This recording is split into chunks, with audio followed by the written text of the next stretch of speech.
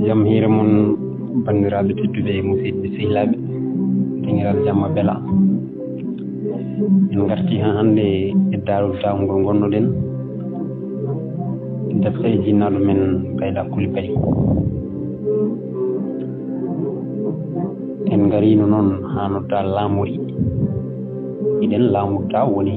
laamu kengu doole sanne kala kiiɗa tumumen so ari e laamuda jomum rimɗi wawi fi ala ligginde neɗɗo doole ala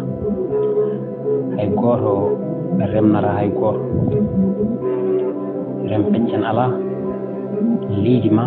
kala ka wawa remde so bawɗo remde ari kala ko remi e nden hitande ko kañum jeeyi ko ɗon goppirnoɗen ko ɗon kadi jitten jokkude so Allah jaɓi on saaha noon hawri ko yonta Amadou Sékou Lobbo to Hamdallaye on wi hen lamɗo julɓe Amadou Sékou neli nulaɗo e da o wi nelaɗo sa yeehi mbiya da mbiɗa ñaaguimo yo naat diine islam nelaɗo waddi pucci mum yeehi Sékou o yetti Sékou o tawi ɗon denowo damar galle da ina wakki ferel o wi da ko Amadou Sékou nelumi e ma e o tawi ɗon denowo da o wi ko Amadou Sékou nelimo e da on wi holko wi haalnam mi haalana da o wi Amadou Sékou wi ina ñaagui da yo naat diine islam on wi daro ɗo mi haalano e da on yehi to da o wi da pullo ari ɗo o wi ko Sékou Amadou nulimo e ma o wi Amadou Sékou wi mi ñaaguima ya naat diine islam da wimo mi naatata ko mi anda yo rew diine makko mi rew ko gandumi ko on arti pullo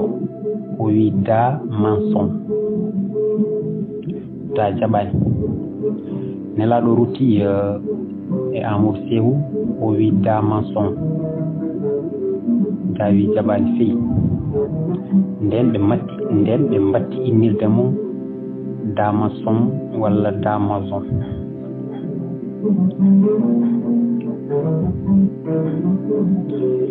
yeki ha woni dumunna Amadou Sékou Lobbo kañum e yimɓe mum foof mbaddi pucci mumen jeehi Sékou renoɓe galle da mbiɓe holko dartoto Amadou Sékou wi min jiiɗi ko yiide da ɓen mbiɓe daroɗe min kalanta ɓe jeehi ɓe mbi da Amadou Sékou Lobbo ardi e fulɓe hewɓe ɓe mbi haɓe jiiɗi yiidema da wi uddete neɗɗo ɓe naata bismoɗeɓe Amadou Sékou yimɓe mum naati bisma ɓe kaɓɓiri pucci ɗi ɓe jooɗi da yalti salmini ɓe bismiɓe da wi Amadou Sékou ko addi wona Sékou Amadou Sékou wi addi min hande ko ñaagalema naata diine islam golle ma ɗe ko heewi hen ina batti diine islam kono aɗa heddora keɗal gotal naata diine islam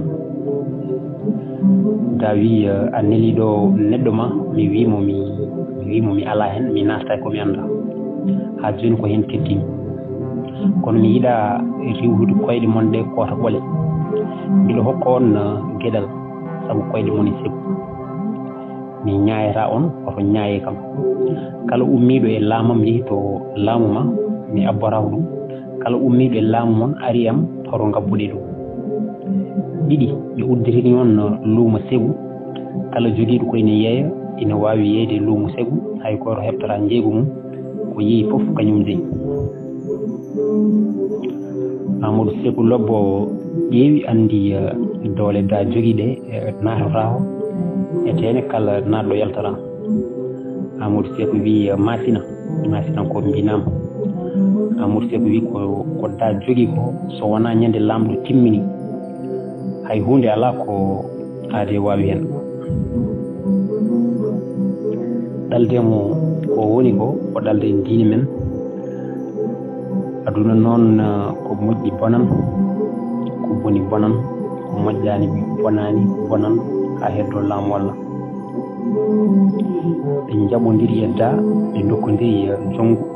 ɓe mbaddi aadi da e ñayiraɓe ɓe ñayira da kala ummiɗo e laamu da naati e laamu julɓe da abborako ɗum kala ummiɗo e laamu julɓe naati e laamu da ɓe gabborako ɗum laamu da reeni jongu ngu laamu julɓe reeni jongu ngu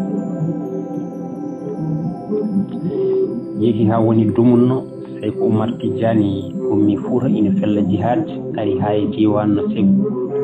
o tawi ɗon ko da woni lamɗo leydi ndi Seyku Umar nuli nulaɗo e da wi sa yeehi mbiya da mbiɗa ñaaguimo yo naat diine islam allahu goto nelaɗo yeehi Segu o yetti galle da o tawi ɗon renoɓe galle da ɓe mbimo holko dartata o wi ko Seyku Umar Tijani to Fuuta Tooro nulimi e da renoɓe da ɓe hen goto wi daroɗo mi haalanayo da o yeehi to da o wi da pullo ari ɗo o wi omo yiiɗi yiidema o wi ko Seyku Umar to Fuuta Tooro nulimo e ma da wi bismoɗemo o bisma da yalti wimo holko Seyku Fuuta wi nelaɗo wi Seyku Umar Tijani to Fuuta Tooro nulimi e ma o wi o ari ɗo e leydi he omo ñaaguima tuuba naata diine islam andu Allah ko goto da wimo wi Seyku Fuuta ko haali ko Amadou Seyku haalino ɗum kono mo wi ɗum mi ala hen saabu mi naatata ko mi anda mi ɗaldi ɗum diine mum ɗaldi kam ko gonmi ko Seyku Fuuta ni so jaali ko noon so jaɓani ne ko noon Allah mono jeeyi koto monto Segu ko da jeeyi nelaɗo yilti pucci mum rutti to Seyku Umar o haalani Seyku hono ko da haali ko Seyku Umar wi Fuuta Fuutankoɓe mbinama Seyku Umar wi en jamirama yo en pellu jihadi gandinen o kefero Allah goto Fuutankoɓe pelliti habde da Seyku Umar nelti nulaɗo e da o wi sa yeehi wi da janggo Fuuta ina ara Segu nelaɗo yeehi o yetti Segu o tawi ɗon renoɓe galle daɓe o wi mbiyon da Seyku Umar wi janggo Fuutankoɓe ina gara Segu hen goto yeehi haalani da o wi nelaɗo Seyku Fuuta ari ɗo joni wi Seyku Fuuta wi ina ara ɗo janggo da wimo maw tawɗo Segunaɓe on rutti haalani nulaɗo Seyku Umar o hono ko da haali ko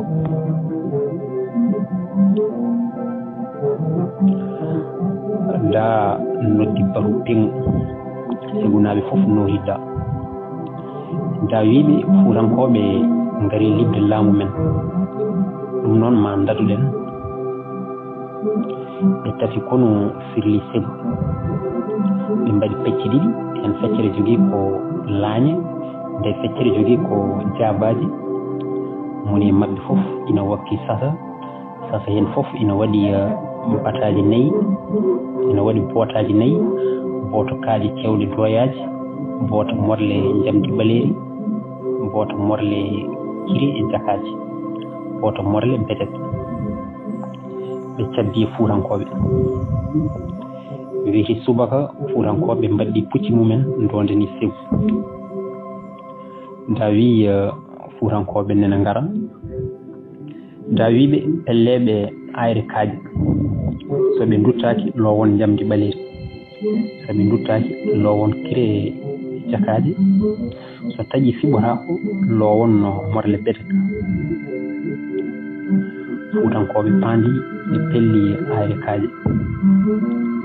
Fuuta yeccitaki kono dangu naatti e nder taraka terɗe kucciri bowal e loowi morle jamdi ɓaleri haaɓe pella Fuutankoɓe ina pellaɓe condi duhi hakkude mabɓe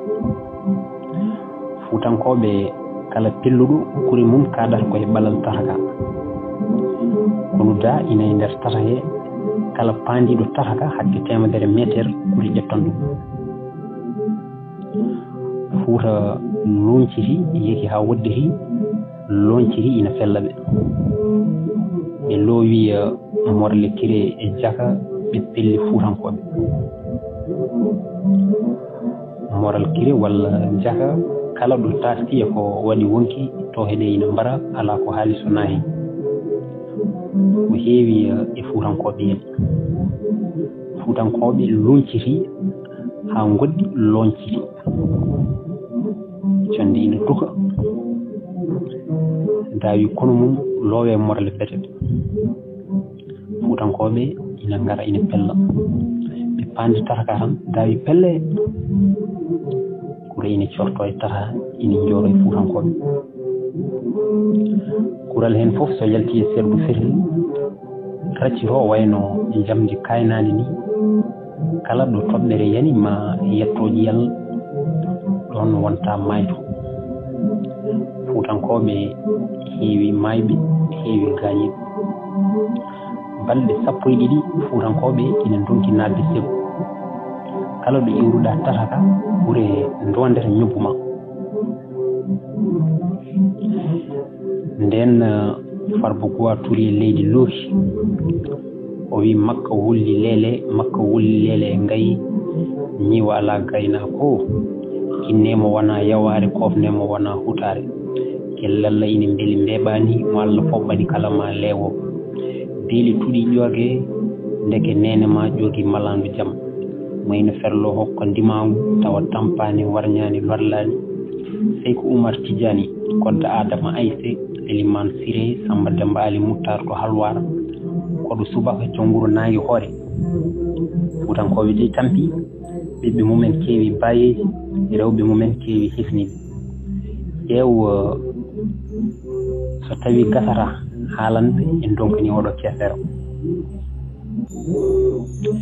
nden Seykou Oumar mettini o suuti jungo makko dow o wi farba ndaar dow o wi a yii farba yi silmeje ina gummo dow asaman ina jikko e leydi Seykou Oumar wi a yii jahammi koye fodore Allah so nde yettima Allah gaynam mi wirani fuutankoɓe yo ngar ballami mbirumi fuutankoɓe yo ngar ella diine Allah ko beele male mbiɗa jogui sayfiyu kala ko ñaaguima Allah tottan kam kono aade yahata koye fodore Allah ko Allah fodi ko haydara hiiri Seykou Oumar salligini o wirti nguru makko o nangi kurus makko o yi sirlu dawo o yi wofonde nde o yi kosam ɗam e hettere tewnde o ñaagi Allah wofonde nde waɗi cofel nde toñi cofel ngel ɗiɗi ɗam fendi hettere tewnde ñoli Seykou Oumar wi fuutankoɓe mbi nam Seykou Oumar wi mo fenara o wi kam janggo juula tan salli fana ko Seykou tan farba gowa luuhi o wi makka wulli leele ngayi ñi wala gayna ko innemo wona yaware kofnemo wona hutare kellalla ina beeli mbeɓani mo Allah foɓɓani kala ma leewo beeli tuɗi ƴooge ndeke nene ma joogi malandu jam moyno ferlo hokka ndimagu tawa tampani warñani lorlani yoma dokkaɗo an woni Seykou Oumar Tidiani kodda Adama Aissé Elimane Siré Samba Demba Ali Moutar to Halwar koɗo subaka jonguru nangue hoore neɗɗo goto wawa wonde wuuro kono ina wona jekki wuuro neɗɗo goto wonata leñol kono ina wona yakare leñol so Allah towi neɗɗo towa fuuta o nani e jammago he da wali haɓede koydol da fini subaka yehi to sirlu to o tawi wofonde nde cofel toñama hen ina siika nder bolon he o diɗani bolon o udditi tan cofel furti e bolon he o yaltini palel ɓiɗaɗam ngel o tawi ɗam fendima o ƴeewi hettere tewnde o tawi nde ñoli nde waɗi gelɗi nde watti lobdi da wi tuma sera an ka famoya panna lajal timmi lamam gasi da noddi baro yimɓe ɓe ngari da wiɓe an ka famoya panno an ka sirlu bora laamu men gasi sirru men sartima bawɗo e mon fof yo jaɓko fuuranko wi ko mo wawa o yo dokko min janngo subaha komi dawnowo hamdallay mi ƴeewa ko wiyano e pullo ko soko gonga wiya pullo firtata aadi addantami yaade noon so ɓurankoɓe ngari ɗo ɓe mbaran debbo e gorko mawɗo e cuhlel taw ko min woni sababu mum somi yalti cegu ƴefte juuɗe mon pawone e koye mon jaltiron goto goto jaɓon ko wi ko da fini subaka dawani hamdallah